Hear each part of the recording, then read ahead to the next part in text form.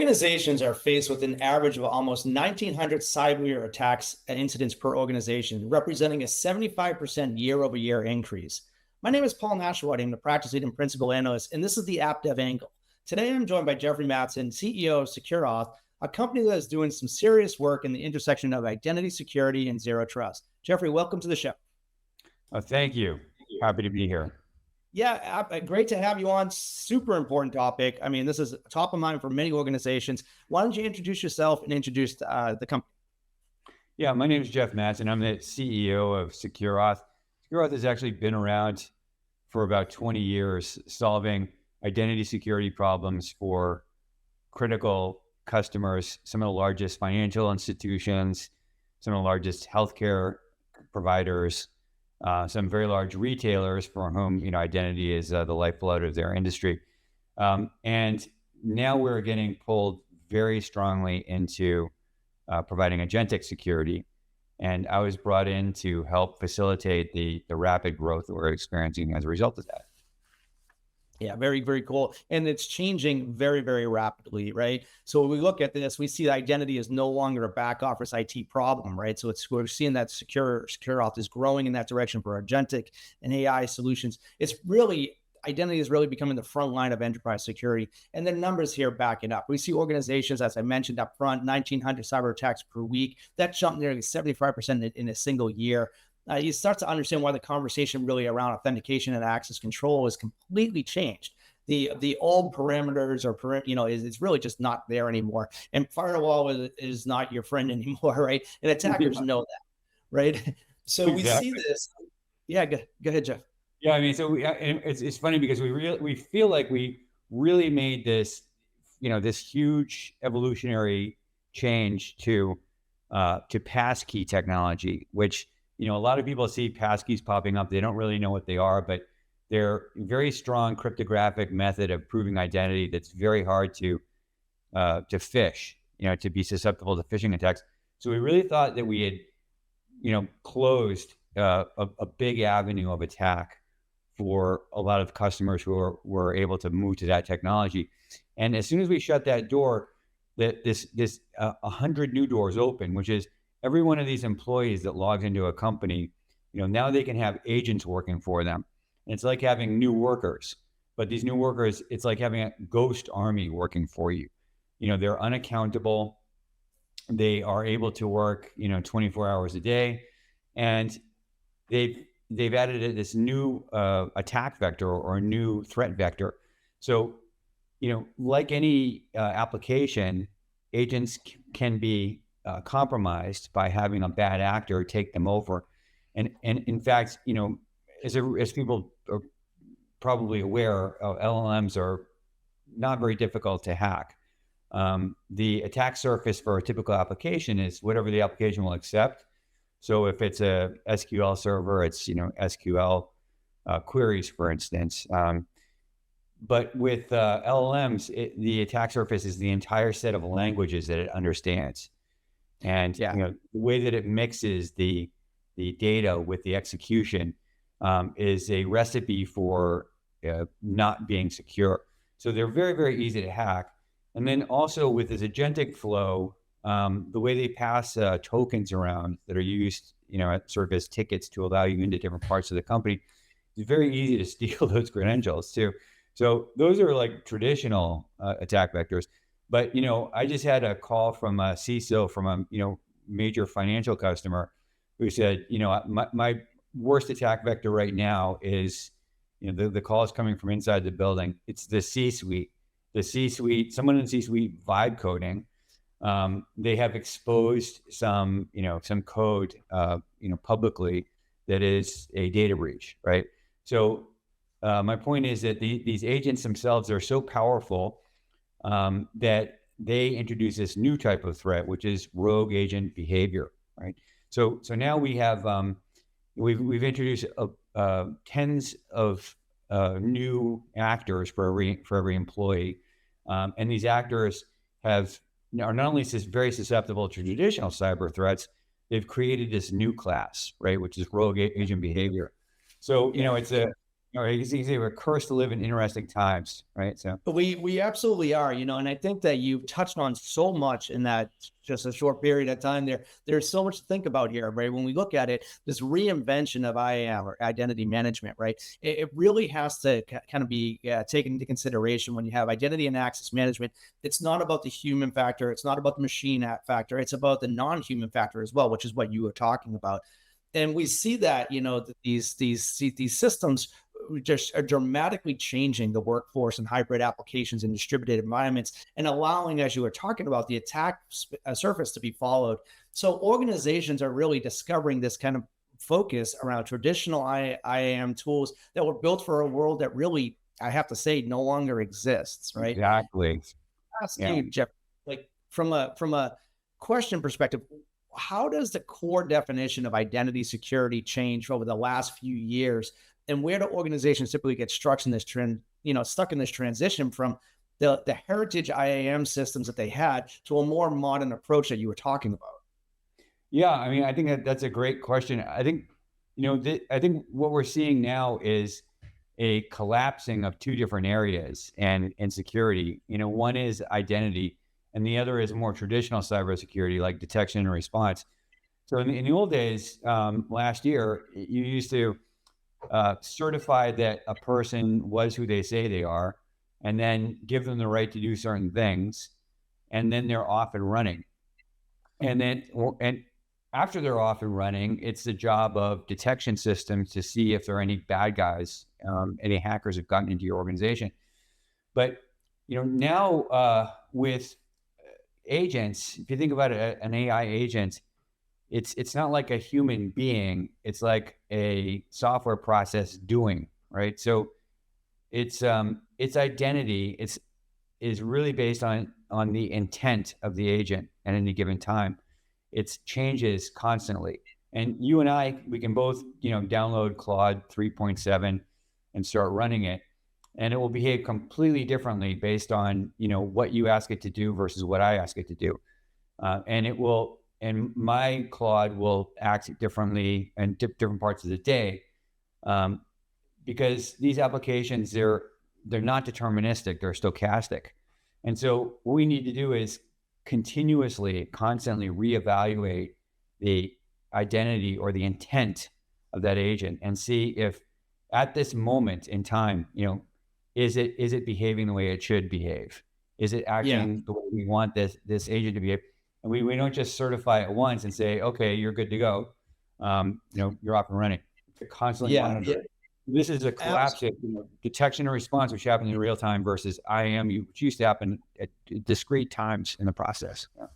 Yeah, no, absolutely. But I think it also comes down to, you're creating this modern kind of approach where, you're building security that doesn't make the users hate it, right? I mean, that's Right. that's the other side of it. It's like security has always been known as like, okay, there's tension, and security teams live with that tension because organizations like, oh, you're making me do these things, and it's a lot of pain. But like those added layers of authentication makes things extremely secure, as we know. But it can also prevent that smooth and risk exposure that you really want to kind of have. So for the long time, the default answer was there's going to be friction, right? There's going to be this friction, extra steps, more prompts, harder passwords, right? Those are all the things that we saw were kind of in place, and they're still in place in most systems. But the approach has real costs, right? In productivity, user abandonment, honestly, in shadow IT, right? And like you were talking about, there's different agents that work on different places,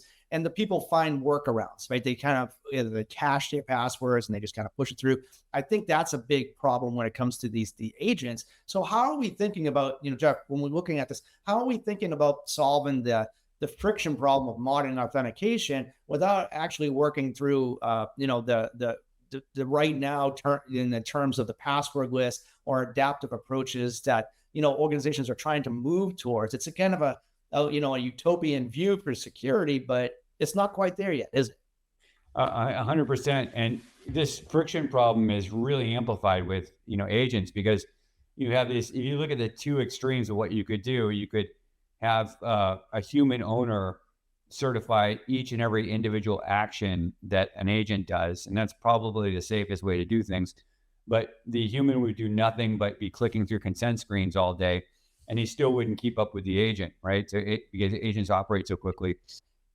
And so, what we're doing is, you mentioned this. This has been in identity security. There is this huge trade-off between friction and security, right? So we have invested for a long time, and we have customers that are retail customers or healthcare retail customers, or banking customers who offer access to their partners and also to consumers, and there is a real cost to introducing too much friction into that process.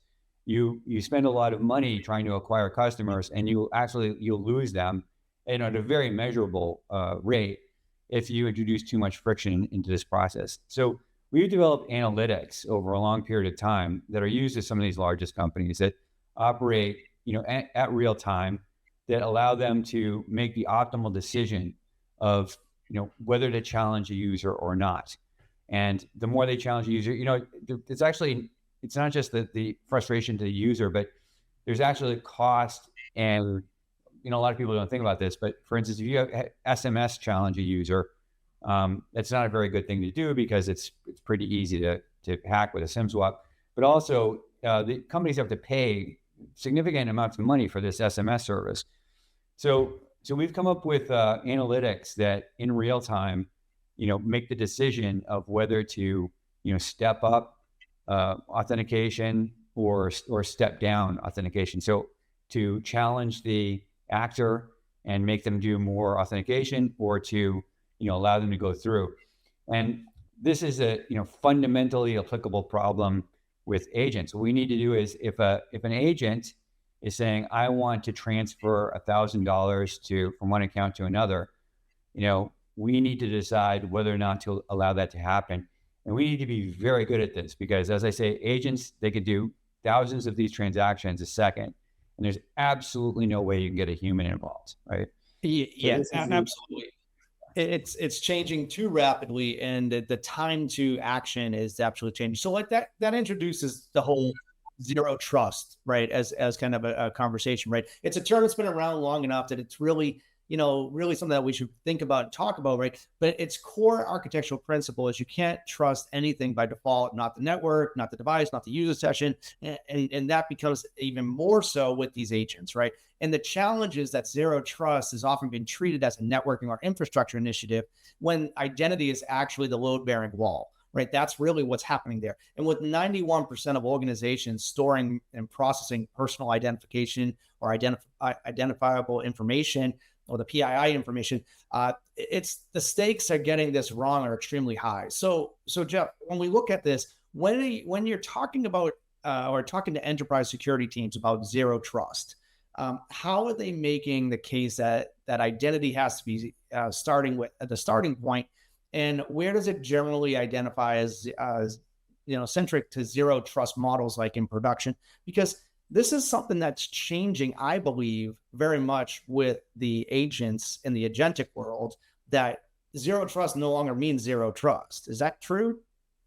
Yeah, I'd say that, or agents, you could consider them to be the ultimate case of zero trust. As we say about agents, you can love them, and we do love them, but you can't trust them, right? So they can change their behavior at any point in time. And that's exactly what the basic principle of zero trust is every single transaction, you have to decide whether or not it should be allowed, right? So anytime an agent tries to do anything, that particular action has to be judged from a trust perspective. And what we do is we'll use the two vectors to do it. So one is, we have authorization policies saying, this user using this agent during this time can only transfer this amount of money, for instance, right? And that's a static policy. But on top of that, what we need to do is look at the behavior of the agent, and we need to see if it's drifted, if the agent is, basically acting suspiciously, either because it's been compromised or because it has just gone rogue, right? And yeah, So for each and every single action, every time you access Jira, every time you access Bill.com, every time you access Salesforce, we need to, for every action you take on those applications, we make that individual judgment. You talk about this, zero trust as being networking oriented and identity focused. That's exactly what it is. This is inline, it's in network or in virtual network decisions being blocked or allowed through or challenged based on identity considerations, authorization, and behavioral profiling. I think that's really the only way to get agents to be able to run safely in an enterprise.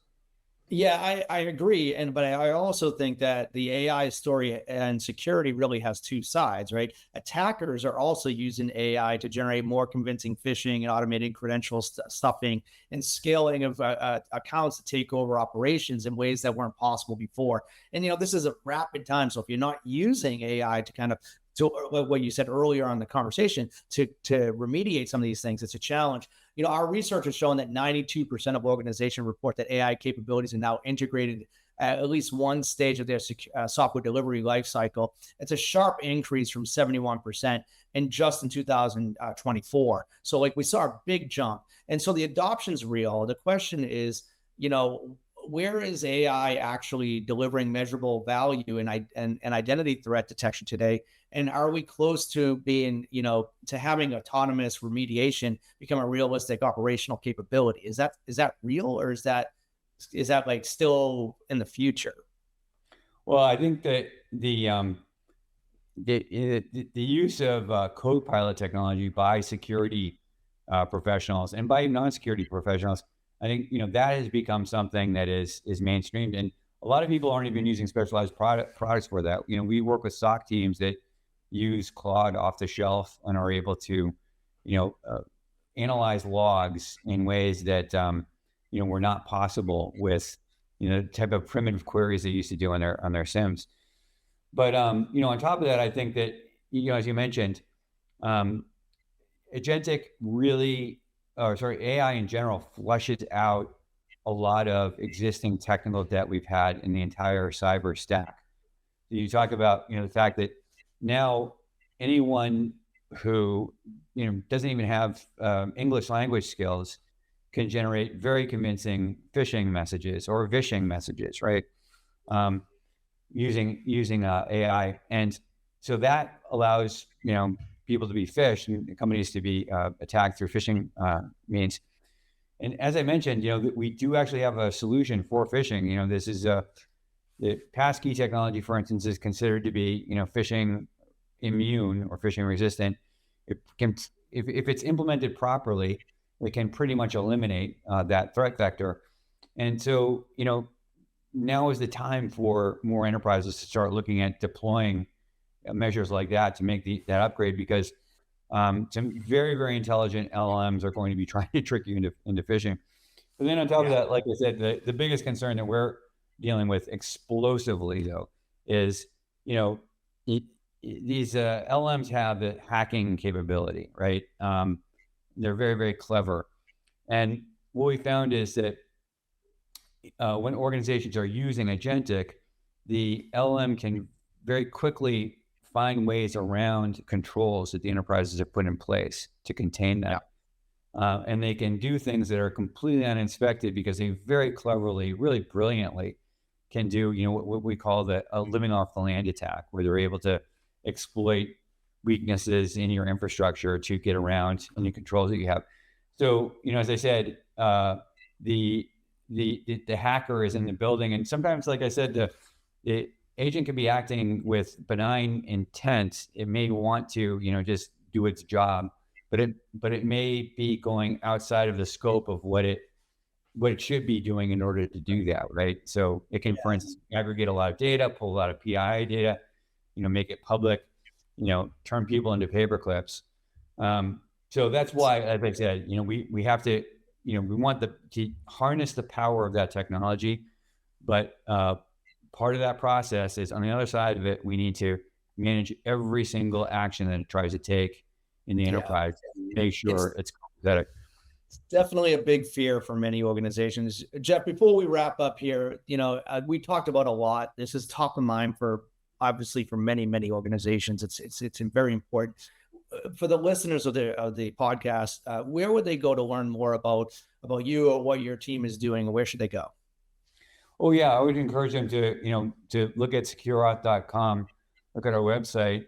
One great resource that they can start with there is we have a public agent registry, which will show you, how threatening different public, different well-known agents are, and provide some mitigation steps to allow you to deploy them safely. We want everyone to embrace this technology. We love it. It's, helping us move more quickly. It's helping us move more creatively, and a lot of our customers love it as well. It's being pushed by their boards down. It's being pulled up by their employees, and we think the safety layer needs to be in place so you can run with it as quickly as possible. So check out secureauth.com, and you can look at our registry and look at the solutions we offer, and we're happy to talk to anybody about this. Excellent, Jeff. Exciting times. Thank you for your insights. Thank you for being on the show today. Thank you. Yeah, and thank you all who tuned in. We really do appreciate you being part of the AppDevANGLE community. But for now, that wraps up this episode. But we'll be back next Wednesday with another conversation diving into the tools, trends, and talent shaping the future of application development. So whether you're deploying at the edge, building with AI, or modernizing your cloud stack, we've got you covered. Be sure to follow us on social if you have any thoughts, questions, or just want to connect. Until next time, stay curious and stay building.